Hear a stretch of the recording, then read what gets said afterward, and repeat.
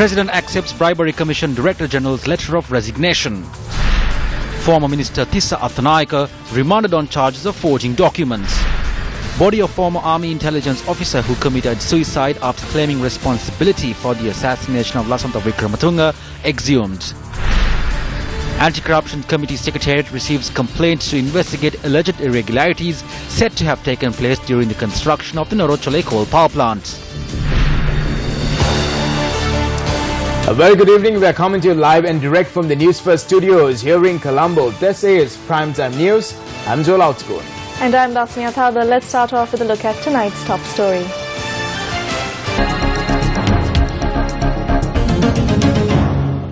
Declaring open the Maha Oya water supply project, the President elaborated on a statement that he made recently.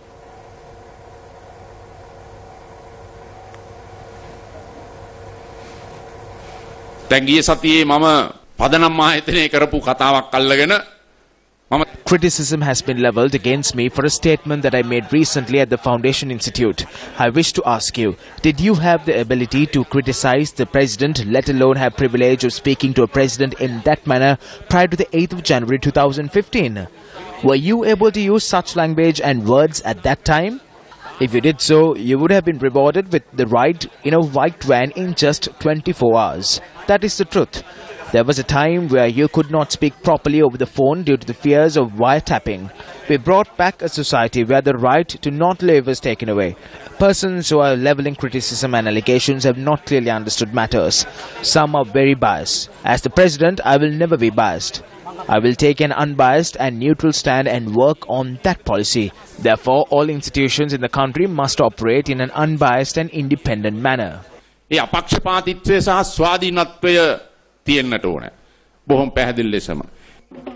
The water project, which was initiated by the Ministry of City Planning and Water Supply with funding from JICA, will provide clean drinking water to over 14,000 persons across 9 Grama Seva jurisdictions in the Mahawe zone. The President also declared open the Riddhi Mali at the water project in Mahayangane today.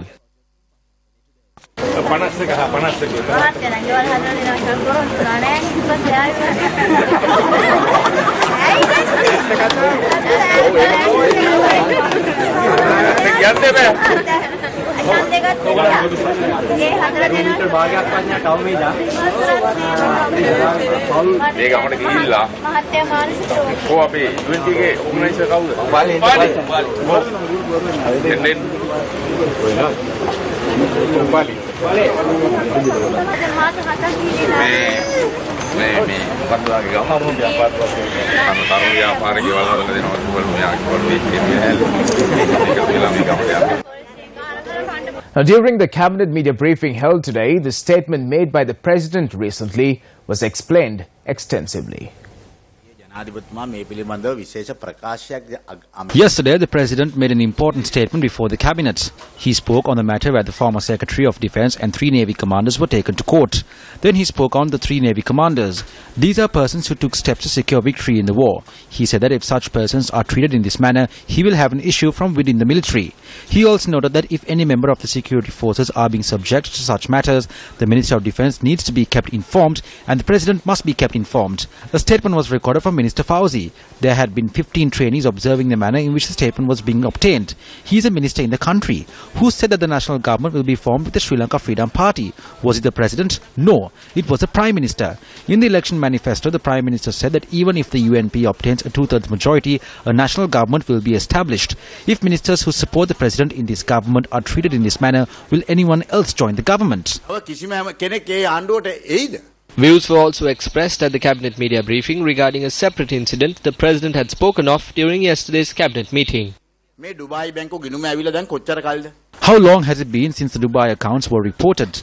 I got the information from Dubai over the telephone days after we won. We received the account details of members of the Rajapaksa family, their secretaries, chairpersons and everyone else connected to the family.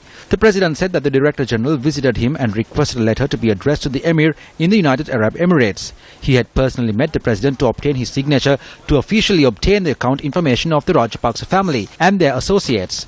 She had assured that everything would be sorted out. 1 hour after the letter was signed, the President received a call from Mahinda Rajapaksa. Mahinda Rajapaksa had asked whether the president signed a letter against him. Only the president, the director general and the attorney who was present were privy to these details. If he did not reveal these details, no one will. Then I informed her that a member of the family went to this bank and withdrew a sum of 500 million. She just stared at me without doing anything. The minister also elaborated on the president's stance on investigating corruption. Basil Rajapakse me pipe කවුද ගෝඨාභය රාජපක්ෂගේ පැමිණිල්ල මොකද්ද කියලා. ඒ පැමිණිල්ල පරදින්න පැමිණිල්ල. ජනාධිපතිතුමා කියනවා අවුරුද්දක් තිස්සේ නාවික හම. The president said that for a year the Navy had spent money and safeguarded a vessel belonging to Avantgarde. What does the analyst report on Avantgarde reveal? It says that the serial numbers of the firearms have been erased. මේ ඉලක්කම් ටික මැකිලා. ඒ කියන්නේ ඒ තුවක්කු පුදුම ඇතිලිලක් ඇතිලිලා තියෙන්නේ. එතන මුකුත් ගෙනල්ලා නැහැ. This also means ethanol had not been imported. Keheli Rambukwala has been charged for distribution of pipes. Where is the MIG deal that led to the assassination of Lasantha Wickremesinghe? Some individuals simply want to appear neutral. They have kept all these cases aside and have begun chasing us. They simply want to say we have initiated action against members of the government.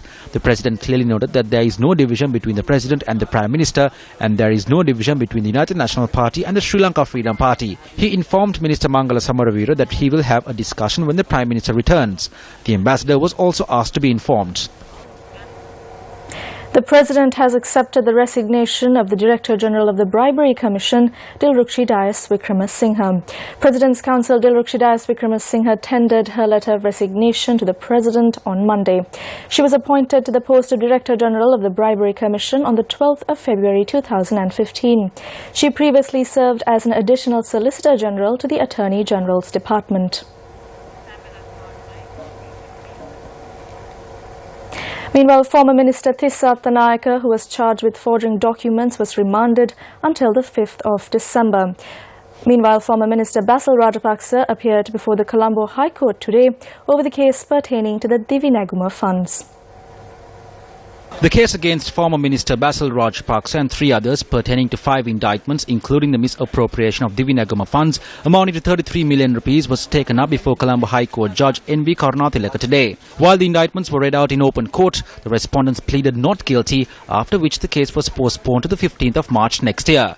Former Secretary to the Ministry of Economic Development, Dr. Nihal Jayatilaka, former Director General of the Department of Divi Neguma Development, Kitsiri Ranawaka, and former Deputy Director General, K.A. Tilakasiri, are the respondents to the case.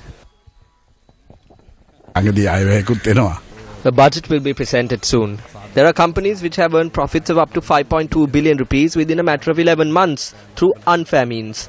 So they can impose a special tax on this company through the budget, just like they did in the first budget for a TV station. Then they introduced a special tax called the capital gains tax for certain companies. So if they impose a similar tax by giving this 5 billion rupees back to the people, the budget deficit can be settled. While leaving the court premises, Basil Rajapaksa met former Minister Tissa Attanayake, who had also appeared before the High Court. Tissa Attanayake was remanded until the 5th of December on charges of forging documents and causing disharmony among communities under the International Covenant on Civil and Political Rights, or ICCPR Act.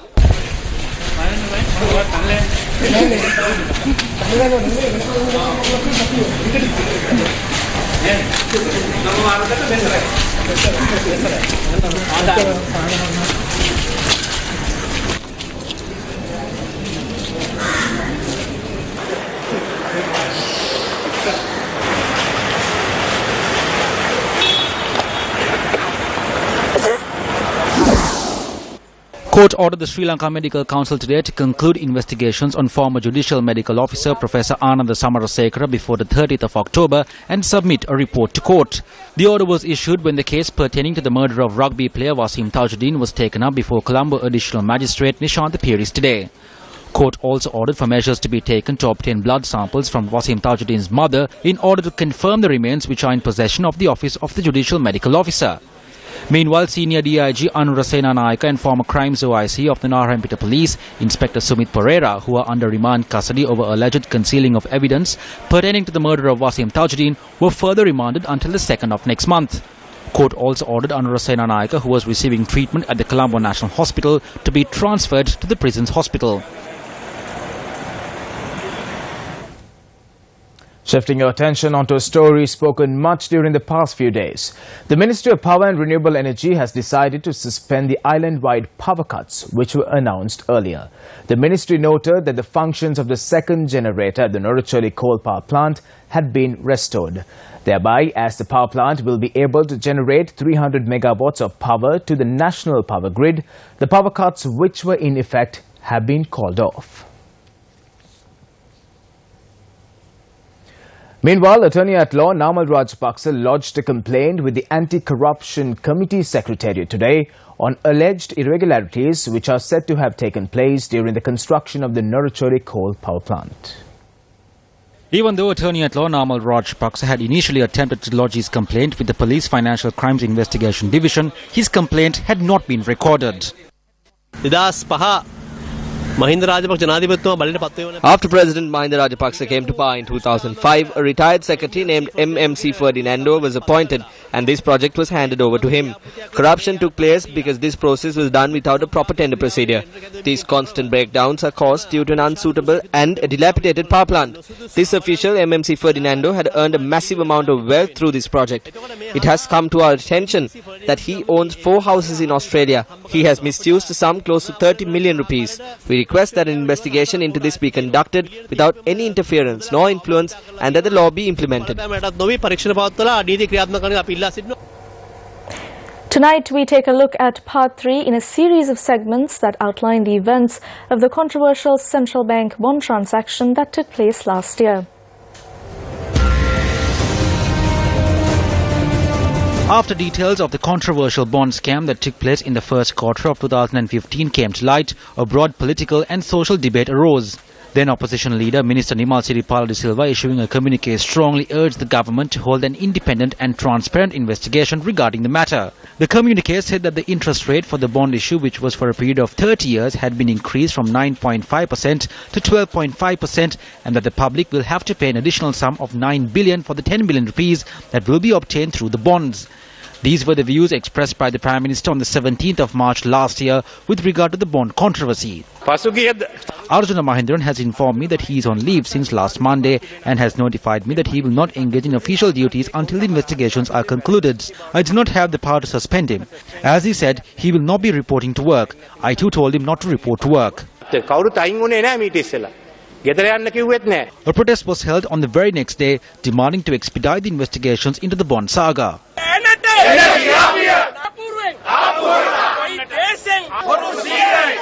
More on the bond scam tomorrow.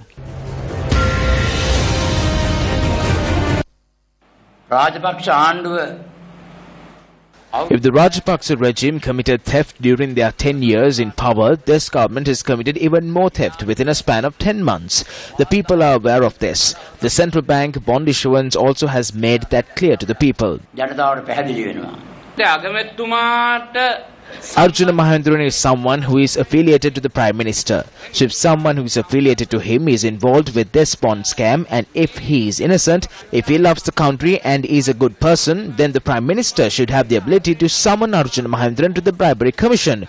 If not, the FCID should have the right to at least investigate this matter. FCID පරිශනයක් හරි කරන්න අයිතිය තියෙනවා. ශ්‍රී ලංකා නිදහස් පාක්ෂිකයන්ට විතරක් නෙවෙයි. This commission has not been established only for the members of the Sri Lanka Freedom Party. It has been established for the thieves in the UMP as well. Malik Samaravikrama of the UMP must be summoned in order to investigate the corruption which has been caused within these 20 months. Recently, a professor said that if he was Ranil Wickremesinghe, he would remove 6 ministers in the current cabinet. As members of the civil society, we told the president that action should be taken against all of them, but nothing happened. Villagers are now turning their attention to the Gamma the Savia organization to accomplish their needs.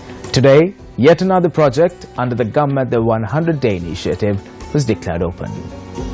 The Gamma the 100-day initiative, with the people, for the people. බටවැටි නැගලා දෙපතුල් ගෙවිලා මං මාවත් Steps were taken to erect a tower for loudspeakers for the students of Rambathalagama Primary School following a proposal made to the 131st Gammatha Savia organisation in Rathabalagama. The 131st Gammatha Savia organisation has also come up with several projects to fulfill the needs of the children in the area. The Gammatha 100-day initiative made us realize the strength we possess. With the establishment of this organization, we can work on a lot of development projects in the area. Sirasa is more like a family member to us.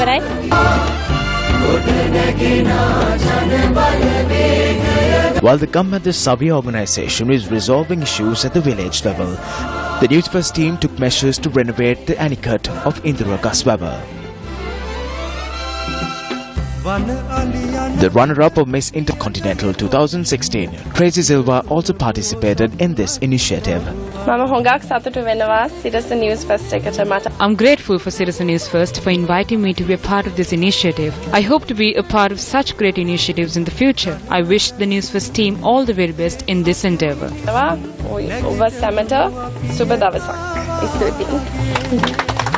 People in Indira Gaswava avoided using this route earlier due to the dilapidated state of the road. This road has been flattened with the use of rollers. This road leads to several main villages. This road leads to the hospital.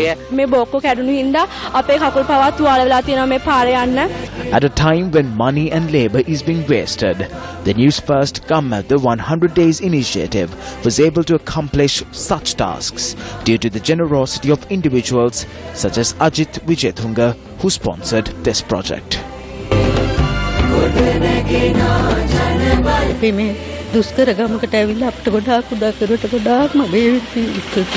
The Gammatha 100-day initiative. With the people, for the people. The body of former military intelligence officer Ilandarige Edrisinghe Jaimana, who allegedly committed suicide, was exhumed today. He allegedly committed suicide after leaving behind a note claiming responsibility for the assassination of late journalist Lasantha Wickremesinghe.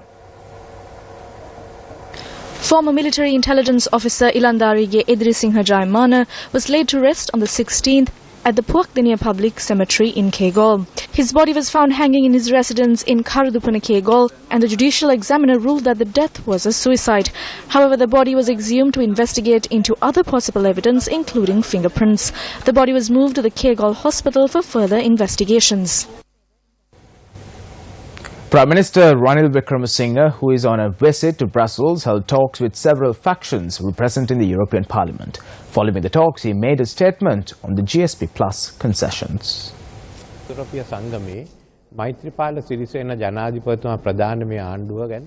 The EU has a clear picture of the government led by President Maithripala Sirisena, and they are prepared to support the country and provide aid to the people. There are regulations to follow and all requirements need to be fulfilled. I have no doubt that we will be able to obtain this by next year.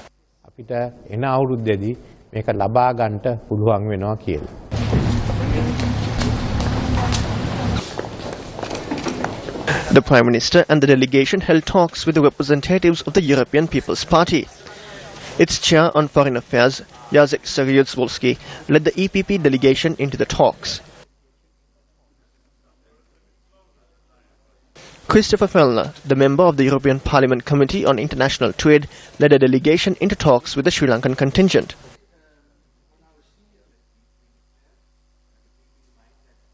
Chairman of the European People's Party group in the European Parliament, Manfred Weber, also held talks with the Sri Lankan delegation.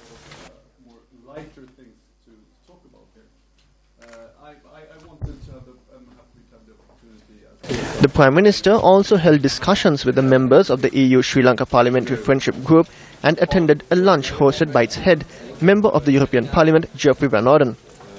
Can I introduce first of all the other? The Prime Minister-led delegation briefed the European parliamentary members on Sri Lanka's progress in strengthening good governance, social equality, democracy, human rights and reconciliation. A statement by the Prime Minister's office notes that the members were briefed on the possibility of regaining the GSP Plus concessions to Sri Lanka in this backdrop. Last evening, the Prime Minister and his entourage visited the Berlaymont building in Brussels, which houses the headquarters of the European Commission, and called on its President Jean-Claude Juncker. The European Commission President had noted that the consensual national government formed by the two main political parties in Sri Lanka had steered the island nation onto the right path.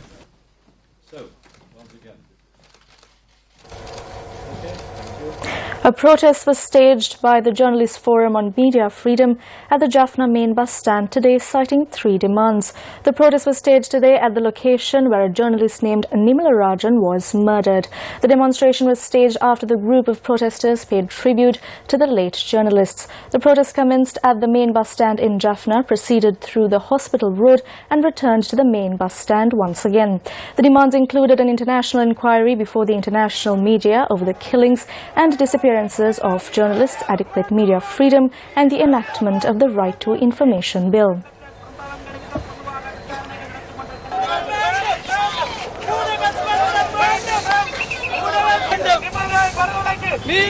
Sri Lanka has planned to increase the sugarcane cultivation and set up 15 new manufacturing plants in the country under a two-stage project. According to a statement, under the first stage project, the country expects to manufacture 50% of its sugar requirements locally by 2020.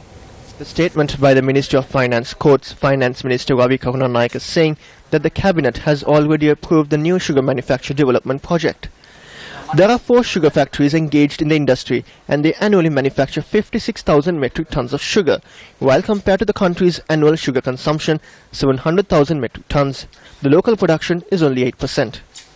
Accordingly, the second project, under the long-term basis, will be implemented with the participation of the private sector to make the country self-sufficient in sugar by 2025. It has been calculated that a total number of 102,000 hectares should be cultivated sugarcane anew in order to make the country self-sufficient in sugar. The Finance Ministry says that with the completion of the new project, the country will be able to save 35 billion rupees in foreign exchange. Deputy Minister of Foreign Affairs Dr. Harsha De Silva, addressing an event in Colombo, spoke on the human resource management of the country. And your research shows that we are 101 place in the world. I don't know how many countries were ranked. It does not sound very good. So then you got to think about the job that you have is a crucial one. You have to revolutionize this country. You have to revolutionize the thinking of the workers. Yesterday, we had to increase the salaries of the estate workers once again to 780 rupees. Now, why do we keep increasing salaries if it is not linked to productivity? What is wage? Wage must be determined by some technical factor which is related to productivity and revenue. It must not be given to some trade union only to say, I need because I can't live. The Deputy Minister was speaking at the National Convention on Human Resource Management. The keynote address was delivered by Professor Gary McLean from the University of Minnesota. Former Executive Director of SLASCOM, or Sri Lanka Association for Software and Services Companies, and current COO of Wattleshare Private Limited in Melbourne, Australia, Imran Furqan has been invited to attend the Access IT conference in Brisbane as a guest speaker. Organised by the Australian Computer Society, the Access IT conference will provide access to innovators, researchers, investors, business owners and leading IT experts. The prestigious conference will take place on the 24th and 25th of this month. Imran Furqan's lecture will be on the topic of tech radar, emerging trends to look out for as we move forward the roaring 40s of the 21st century. Furqan, who is a chartered management accountant by profession, also serves as a Research Council member of the Gerson Lerman Group as well as the director of the Resources Syndicate Private Limited. The third consecutive day of the 5th Asia-Pacific Climate Change Adaptation Forum was held at BMICH in Colombo today. The event was held under the theme Adapting and Living Under 2 Celsius, Bridging Gaps in Policy and Practice. Discussions were held on the manner in which the state and the society could prepare to adapt to climate change as a single unit. Research analyst and lead environmental and climate change consultant for Veterinary Research, Sri Lanka, Ashani Basnaika, and Ranil Dharmapala, an atmospheric scientist at the Washington State Department of Ecology, USA, were among the eminent speakers who addressed the event.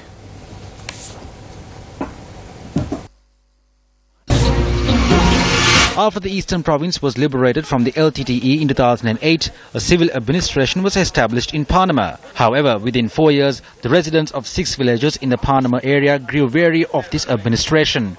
In 2012, the farmers in the area were chased away from their historic farmlands and were not allowed to engage in their livelihoods on these lands thereafter. Under the government of good governance, the Cabinet of Ministers reached a decision to return 141 of the 166 acres of land in Ragambala that were taken away from the farmers. This decision was reached on the 11th of February 2015. Unfortunately, this cabinet decision has not been implemented for 20 months. However, it is clear that there are secretive schemes taking form over the ownership of this land at present. A personal agenda to turn the 166 acres of Ragambala into a tourism promotion zone is the only obstacle standing in the way of serving justice to the farmers who were forcibly driven out of their lands under the previous administration. Action TV highlighted on multiple locations that the District Secretary of Ampara and the Divisional Secretary of Lahugalla have been forced to work according to the agenda of Minister Daya Gamage instead of implementing the cabinet decision. Television stations may attempt to attack me in various ways. I don't pay any attention to them. I continue to implement the development plan that I want. The minister expressed these sentiments while initiating a housing scheme in an area which belongs to the Panama Reserve just across from the 166 acres in question. The area on which the housing scheme was initiated is one which is frequented by wild elephants. Incidentally, information has been revealed that steps had not been taken to officially obtain this land from the Wildlife Conservation Department. 3 months after the first stone was laid for the housing scheme, no houses have been built as yet. This is because of the minister's ignorance when it comes to obtaining a state-owned plot of land for the purpose of a housing scheme. Demarcating land boundaries in a backdrop where this land has not been officially taken over from the Wildlife Conservation Department amounts to the law of the jungle being implemented. The manner in which attempts are being made to legitimize this action could be clearly seen during the last Lahugalla Divisional Development Committee meeting. You need to resolve this issue. There is no point in me being a minister if we can't resolve issues here when all officials are present. Then what is the point of all this? Either you should go or I should go.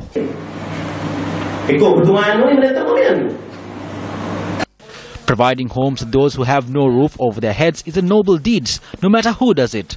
However, doesn't the deliberate obstruction of a cabinet decision with regard to correcting a previous wrong amount to tarnishing the ideals of good governance? Mr. President, this one is over to you. And that's a wrap of Primetime News for tonight. For the Newsfirst team, I'm Dasni Athauda. And I'm Joel Outskin. If you missed out on any of the stories, log on to our website, www.newsfirst.lk. Take care. Good night.